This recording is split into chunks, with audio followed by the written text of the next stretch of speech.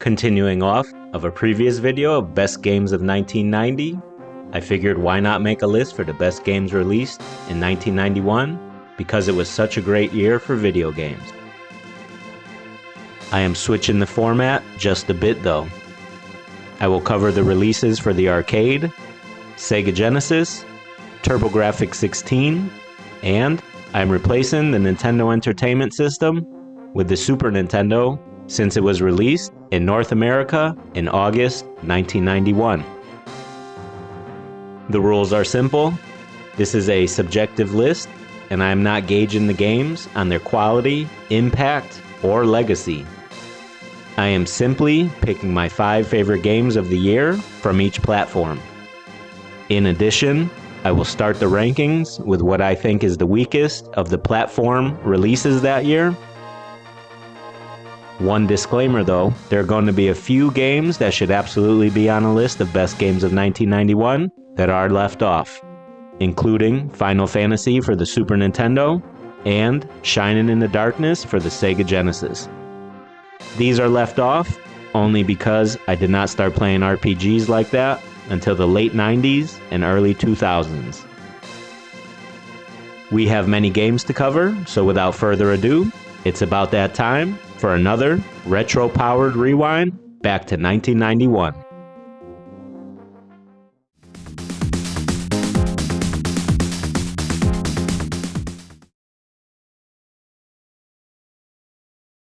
Kadash was released by Taito and Working Designs and is a platforming action RPG. You can choose from 4 warriors employed by the king to save his daughter that was kidnapped. How many times have we seen this story play out? You can choose the fighter, which is a very creative name, the mage, the priest, or the ninja. Out of all the systems that had this arcade port, this is the most faithful, simply because you can choose all 4 characters instead of just 2. Yep, that's right, I'm looking at you, Sega.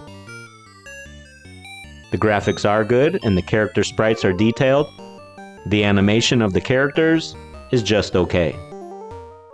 The stages are bright and colorful, but there is not much for backgrounds. The soundtrack is pretty good and reminds me of the chiptune sound in Legendary X. One aspect I do not like about Kadash is when you get hit. There is that stupid, annoying pushback, like in Castlevania. For example, if you fall in the water, good luck getting out no matter how hard you try. You just keep getting pushed back and losing strength. It's really stupid and frustrating. This component of the game single-handedly diminishes the gaming experience for me, and if this was not in the game, I would have definitely ranked this higher than number 5 on my list. If you never play Kadash, you won't be missing out.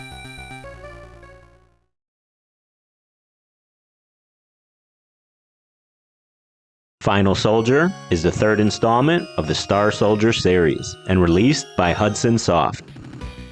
This is a vertical scrolling shooter with various game modes.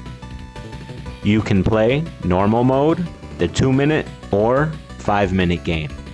In these alternate modes, your goal is to get the highest score possible within the time frame. The graphics are decent, but considering how Soldier Blade looks released a year later, this is not a powerhouse in the graphics department. Seriously though, the asteroids in this game look like flying meatballs and is hilarious. As with all Soldier games, the soundtrack is good and has that early 90s chiptune sound. The power-up system consists of collecting the colored orbs to max out your weapons. When you are maxed out, as you get hit, your weapon decreases in power, and when you are powered down all the way, the next shot will destroy you. Since the TurboGrafx-16 is a shoot-'em-up powerhouse with many options in the category, there are many others I would recommend over this. Go play Blazing Lasers instead.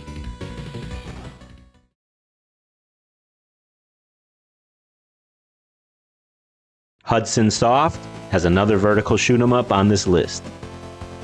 Ryden is a faithful arcade port and one of the most memorable games of the year for me. The graphics are done well and quite comparable to its arcade counterpart.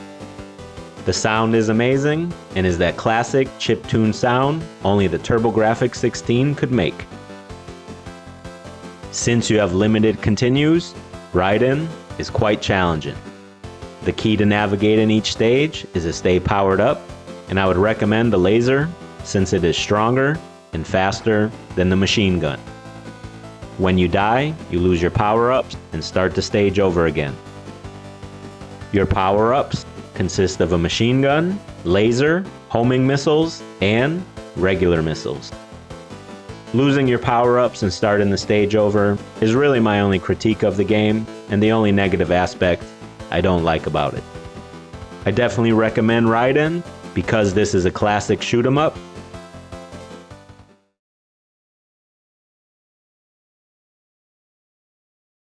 Andre Panzas Kickboxing, published by FZero. This unique sports fighting title is one of my favorites on the TurboGrafx-16. Play as a kickboxer from bouts with hardly any audience, all the way to the night lights to win the championship from Andre Panza himself. Talk about obscure athletes. Sega had the likes of Joe Montana, and TurboGrafx had Andre Panza. In order to gain XP and level up, you can simply win fights or hit the gym and train your fighter. This is a great way to boost your abilities and make the minor circuits a breeze. The health gauge is cool. You can see where you're at by the lights in the rafters. As you get hit, the lights go out. When you get KO'd, it is literally lights out. I always thought the graphics and the animation is incredible in this title. The fighter's animation was captured with rotoscope techniques to create a sense of realism for each fighter. In addition, I always liked this control scheme, especially because your hands will not get tired like in many fighting games. There is no button mashing, and this scheme makes the player use strategy. For a unique gaming experience that is different from all the fighting games out at that time, I would definitely recommend Andre Panza's Kickboxing.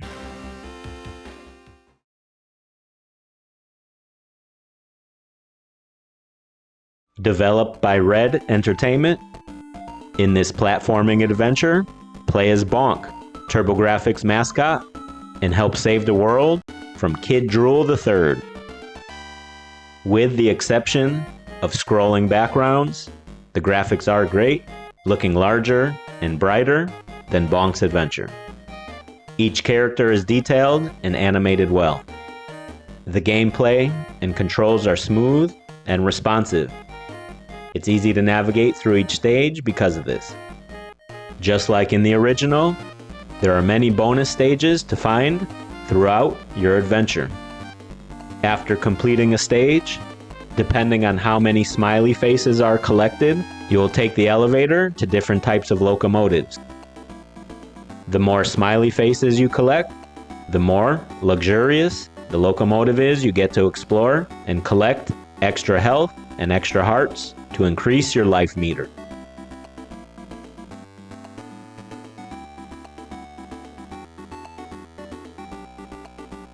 Bonk is a carnivorous connoisseur of meats and could power up only the way he can. When powered up, you can freeze your enemies by bashing your head against the ground or firing a projectile right out of your face? Whatever works, I guess.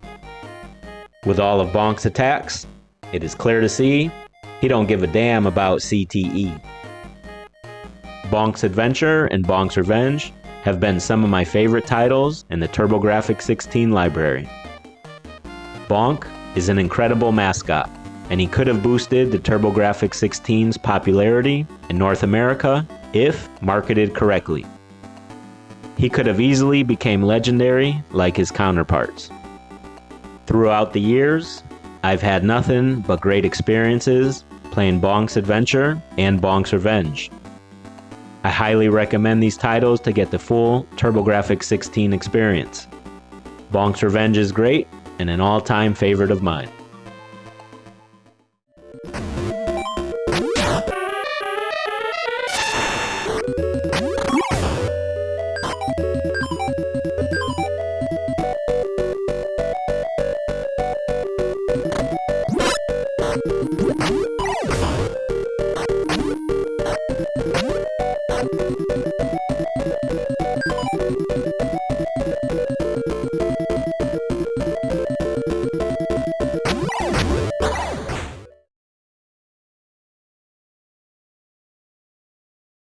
Released by Data East, Joe and Mac is a title that is translated to the Super Nintendo faithfully from the popular arcade game Caveman Ninjas. The home version is a title that flies under the radar for how good it actually is. In Joe and Mac, you can play a single-player campaign, and you have two-player modes to choose from. In the standard two-player mode, take turns playing one at a time, but there's also a two-player super game, which is a mode where you play cooperatively at the same time. The graphics are some of the best seen up to this point on any console. All of the character sprites in the game are large and detailed, and honestly, these graphics I always admired. I remembered seeing them and thinking, damn, I wish the TurboGrafx-16 looked this good, and even the Sega Genesis games had trouble keeping up with the visuals. The backgrounds were amazing and set the scene perfect for prehistoric times. Joe and Mac looks almost arcade perfect, and the graphics is a standout feature. I love the music. It is really relaxing with a nature vibe. Even when the game's difficulty ramps up, the music keeps you cool, calm, and collected. This is a standout title among the great games released in 1991. I highly recommend Joe and Mac. It is an amazing arcade conversion that looks, sounds, and plays great.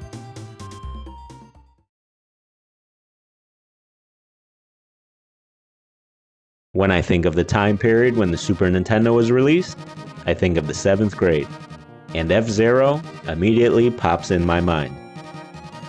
FZero is one of the best console launch titles anyone can ask for.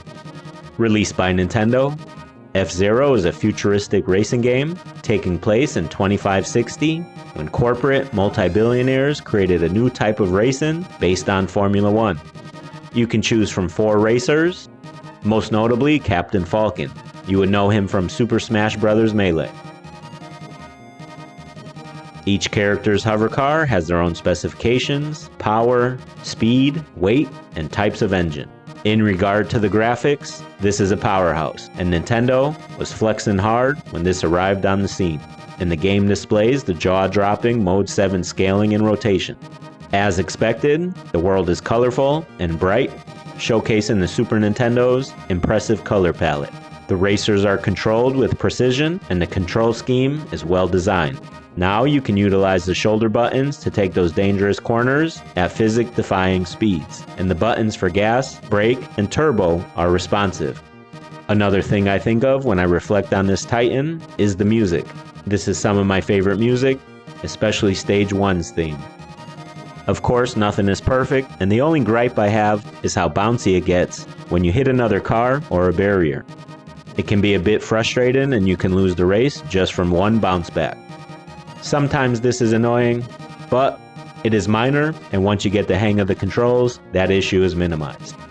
FZero is a standout among its peers and set the standards for quality of racing games. This original unique title is simply amazing, and I highly recommend it. FZero is a game that could represent the 16-bit generation to the fullest. Go play it.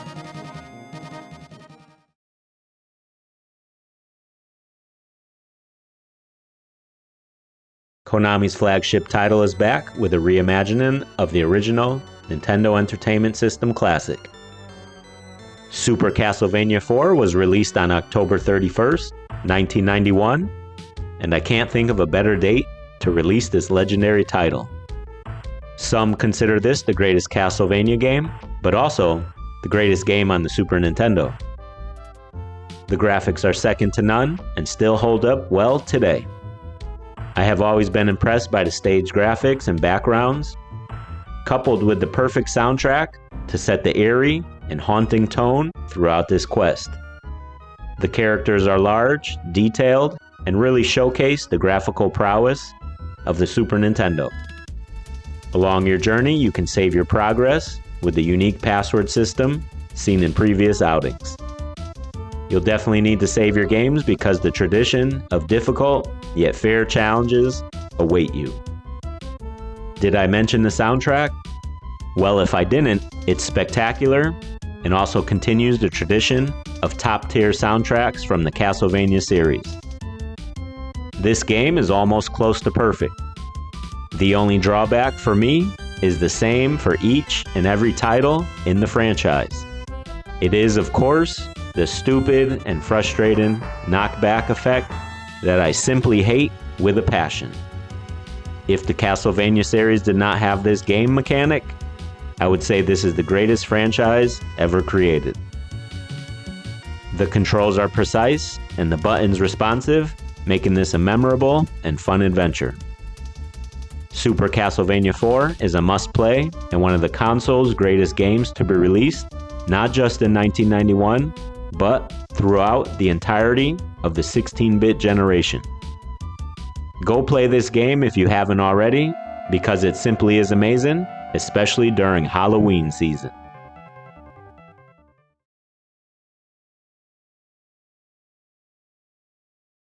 ActRaiser, created by Enix and Quintet, may be the most memorable game for me released on the console during this year. ActRaiser is a hybrid platformer, world-building simulation, and shoot-'em-up. I would say unique is the best word to describe it, and so is dope. Here you play as the master, but you never control the master. Rather, you play as an angel that interacts with the world by directing the people to build their towns and villages while you defend them from monsters trying to destroy all of it. This section is quite rewarding when you have a civilization that is thriving and creates a sense of accomplishment. In the next component of the game, the master utilizes a statue that is like a sentinel to vanquish the monsters. These are typical platforming stages, and you use your sword and magic to defeat the enemies and the boss at the end of the stage. The OST sounds like an orchestra playing in the background and is some of the best music during this era. ActRaiser showcases plenty of Mode 7 capabilities, especially in the Sky Fortress portion. Here you can fly around to wherever you like within the parameters of the world. When you choose to land, the screen rotates and scales and looks incredible. I highly recommend this classic, so go play it.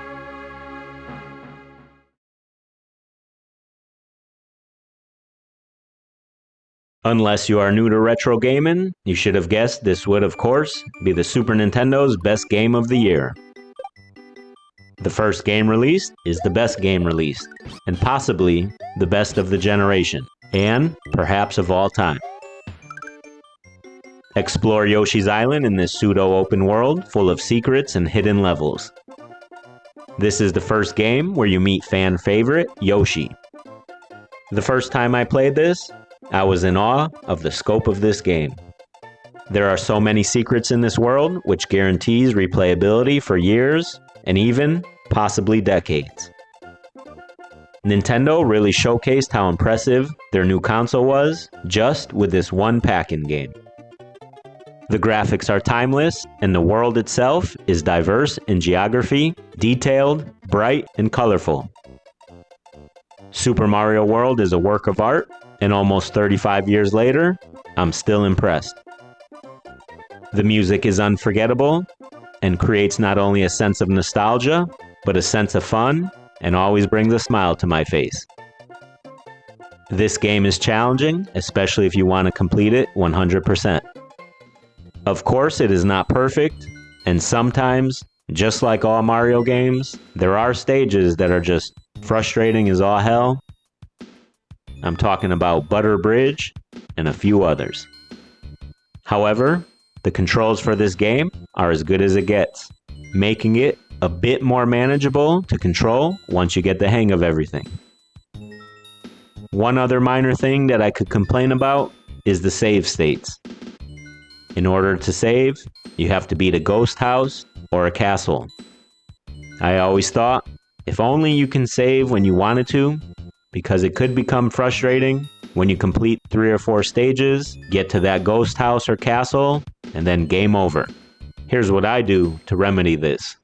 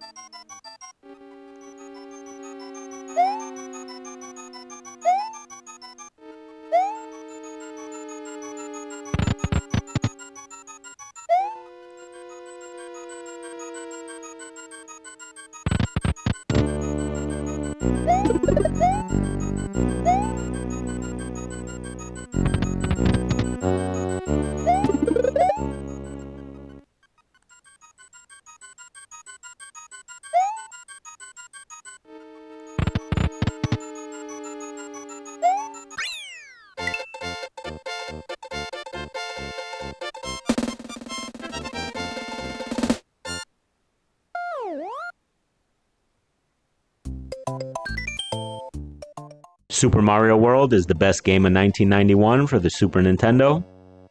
Go play this if you haven't, and if you have, play it again. 30 plus years later, and it still brings the fun, charm, and quality that lets you know the nostalgia for Super Mario World is justified.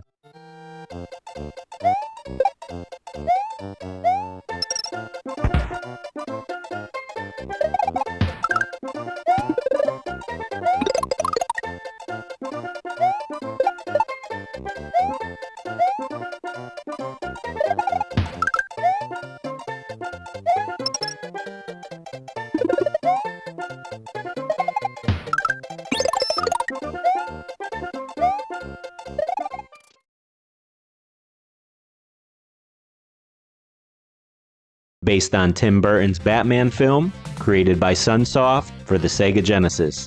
The game captured the essence of the movie well, and it was fun to play as the Caped Crusader, taking on Joker and his crew to save Gotham.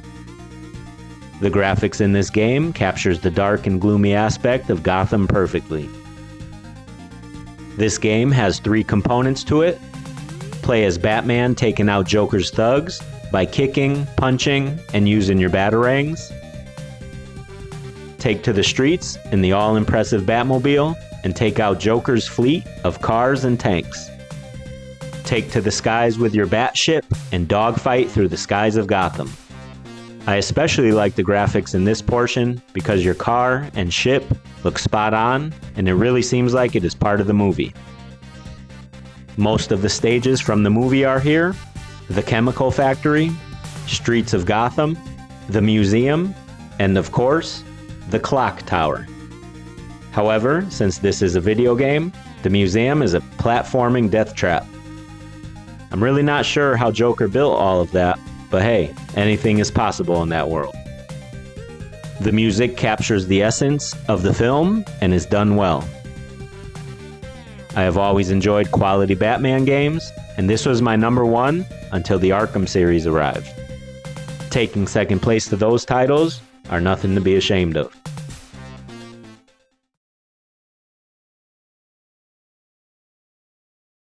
Some may not agree with this, Sega! But Sonic the Hedgehog is my number 4 game on Sega's list. If this was a list of influential games, then Sonic would be in first place by a landslide. Graphically, everything from the character sprites to the stages and backgrounds are top tier. And I remember the first time seeing Sonic in action, and I was finding myself wanting to play that rather than my TurboGrafx 16 because it was so unique and cool. The music is 16-bit perfection, and I still love hearing the soundtrack. Sonic controls great, The buttons and D-pad are crisp and responsive, ensuring your ability to fly through areas that are designed for it. The quality controls make it easy to maneuver Sonic. This is always the most important game mechanic for me. The challenge is definitely there. This is a tough one to complete. The toughest parts for me was getting the Chaos Emeralds in the bonus stages. Sonic the Hedgehog's importance and legacy is nothing short of legendary and spectacular. I'm taking nothing away from the game that single-handedly helped Sega become juggernauts of the industry. They went to war with Nintendo and held their own thanks to Sonic for a few years. Without him, Nintendo would have monopolized the industry and dominated on all fronts. I highly recommend playing this if you haven't. I'm sure you played some Sonic games, but it is always cool to go back and see where it all started.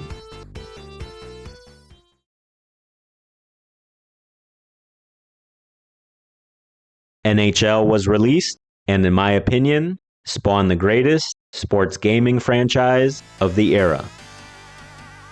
We now have the perfect hockey game where you can play as your favorite teams with all your favorite players.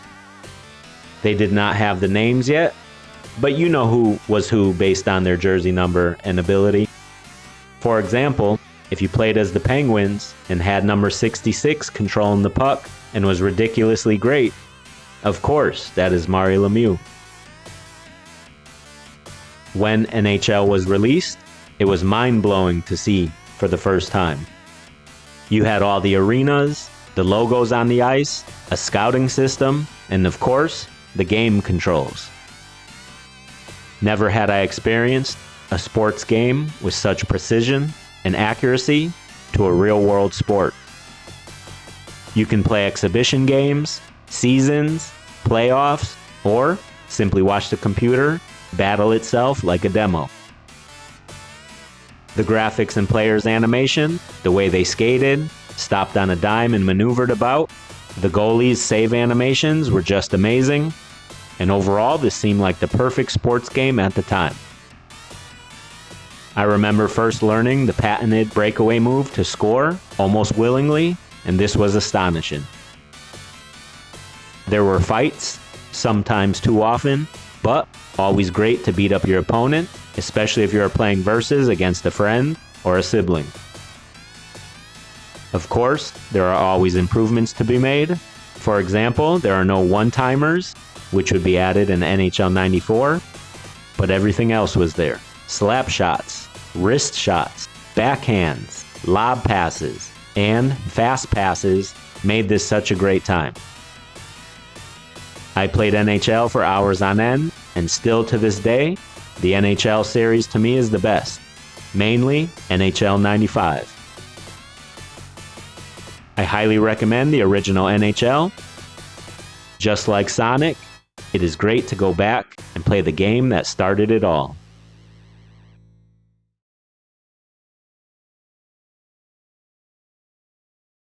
John Madden Football 92 was made by Electronic Arts, and this new version improved on the successful formula that made the first outing an instant classic. Play as your favorite NFL team and your favorite players. However, the licensing for names still isn't there, but you know who you are using. For example, if you are using the Buffalo Bills and your receiver is number 83 and roasts the defense, it is obvious that is none other than Andre Reed. Depending on what team you choose, the game simulates weather for whoever you are using. Here we have the Bills that play in Rich Stadium in Buffalo, and the game decided it's snowing out without me even picking that option. You can choose different modes to play. There is single player, you can start a season, go straight to the playoffs, have an exhibition game, play head-to-head with a friend, or you can play co-op. The computer is somewhat challenging, but once you put the time in, you should be able to dominate once you get the Madden controls down. As in all the sports games, there's a timing and preciseness for all types of plays, and when you decipher it, the fun really begins. On my best of list, I always recommend the Madden games on the Sega Genesis. If you were to play them on any of the 16-bit consoles, your best bet is to play them right here. John Madden Football 92 is a standout title, and I highly recommend playing it for all football fans.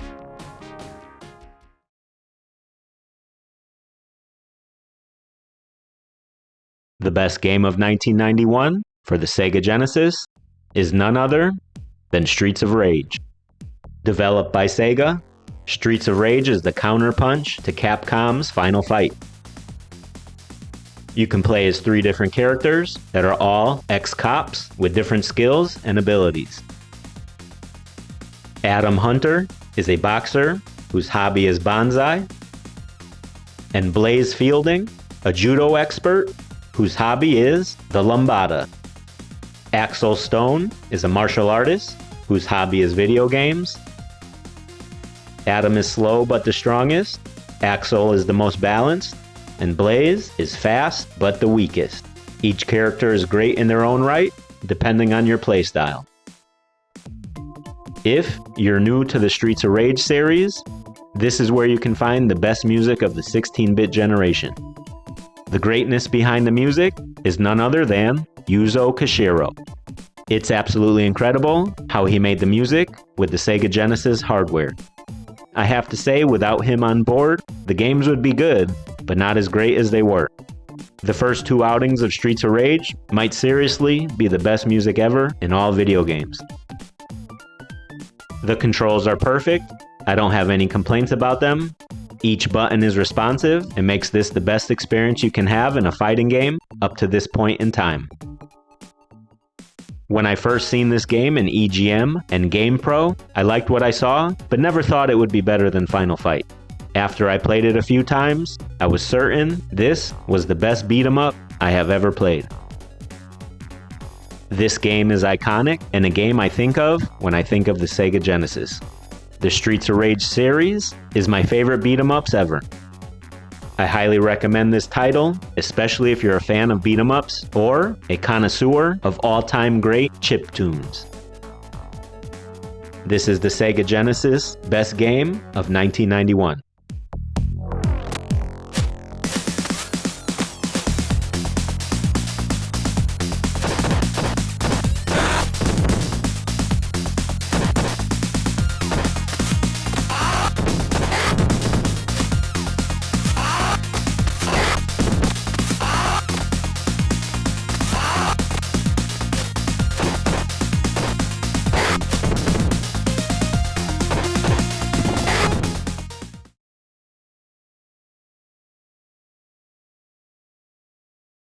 (1991) was quite the year for new video game franchises to emerge. One notable addition is SNK's Fatal Fury, King of Fighters. It seemed like every company was trying to capitalize on the fighting game craze that was sparked earlier this year. However, Fatal Fury was not quite as exciting or polished as could be. You can play as fan favorite Terry Bogard, his brother Andy, and friend Joe Higashi.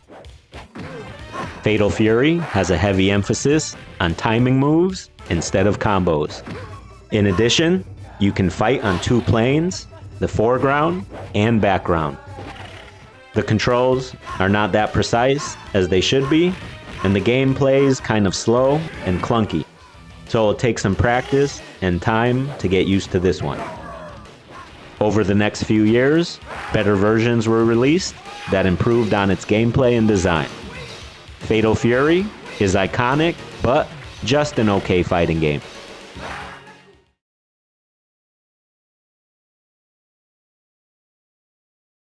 WWF Wrestle Fest was one of the most iconic games in the arcade that year.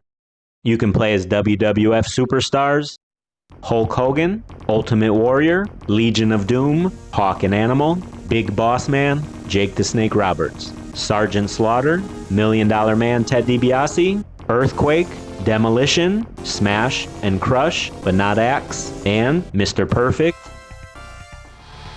You can choose the Royal Rumble mode, where every 90 seconds, another wrestler enters the ring. You have to outlast everyone to achieve victory.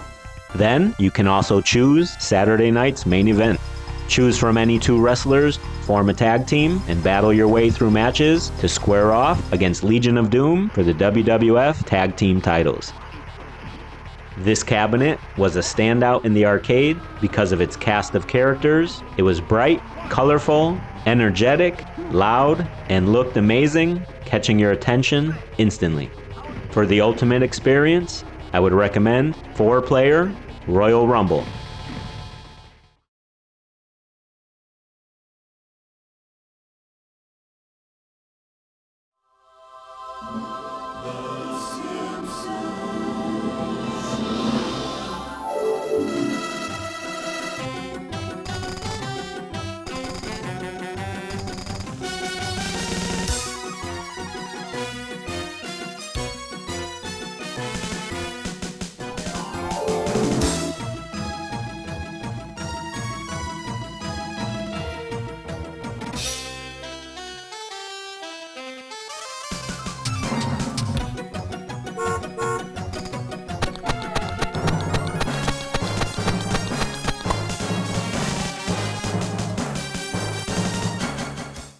When The Simpsons came out, they took over immediately, and Simpson Mania was real. They were everywhere, you name it. Food, clothing, toys, accessories, but not video games. That all changed when Konami released the Simpsons arcade game, and it was simply amazing. Who would have thought that a Simpsons beat-em-up would work? In reality, it worked great. You can play single player or up to 4 players. You can choose Homer, Marge, Bart, or Lisa to rescue Maggie from, of course, Mr. Burns and his sidekick, Smithers.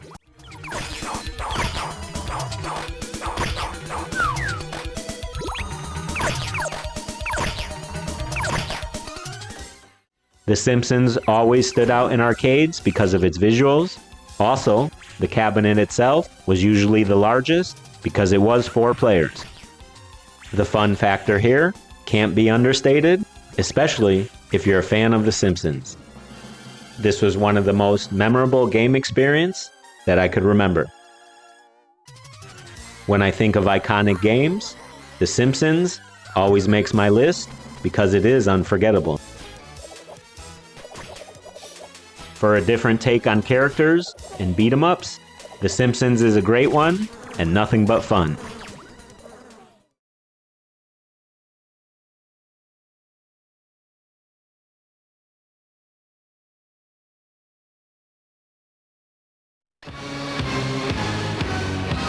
Pizza power!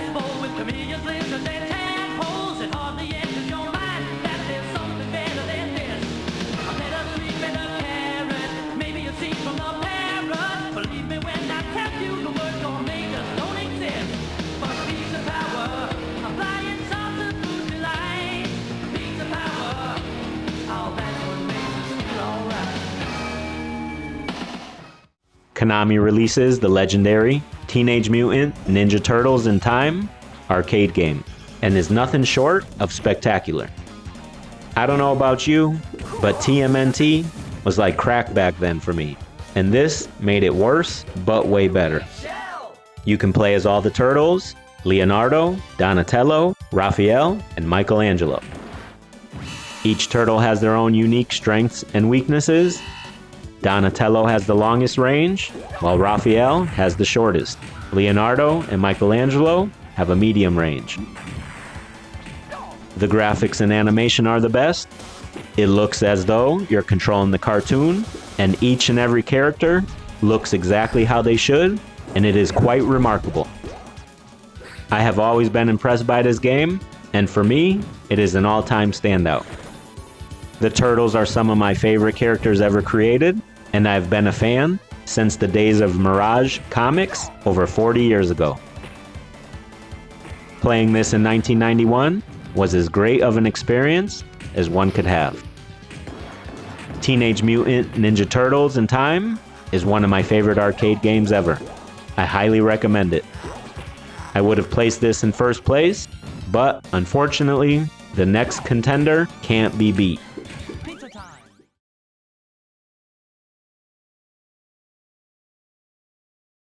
What a year for video game releases.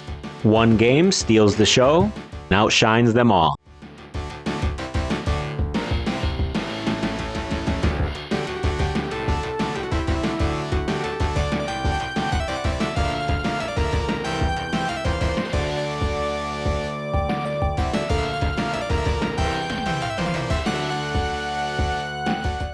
I haven't seen any game shake things up and change everything like Street Fighter II, The World Warrior, did in the arcades in 1991.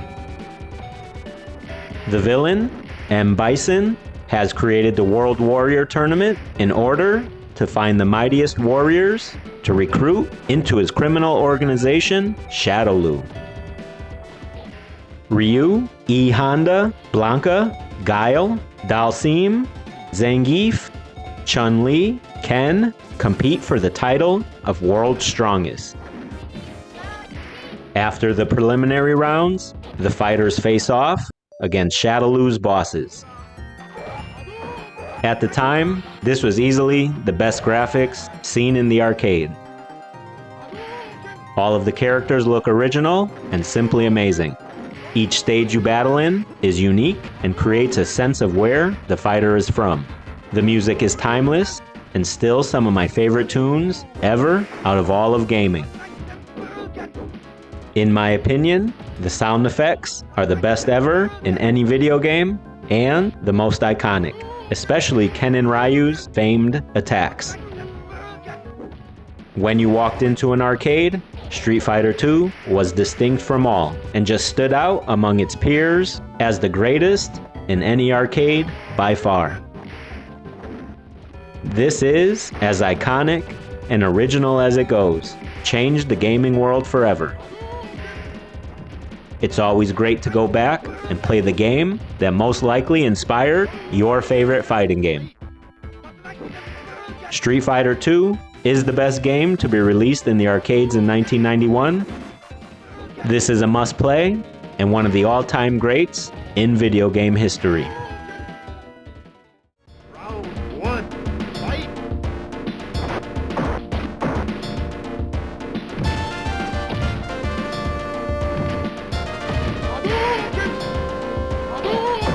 Uppercut! Tiger!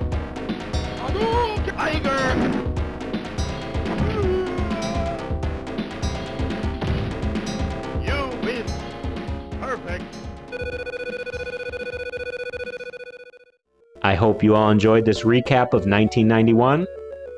What a year this has been, and I am truly grateful I was able to be a part of it. I would like to hear about your rankings and see if there are any games that I missed. Let me know in the comments. Thanks again, everyone. I truly appreciate it.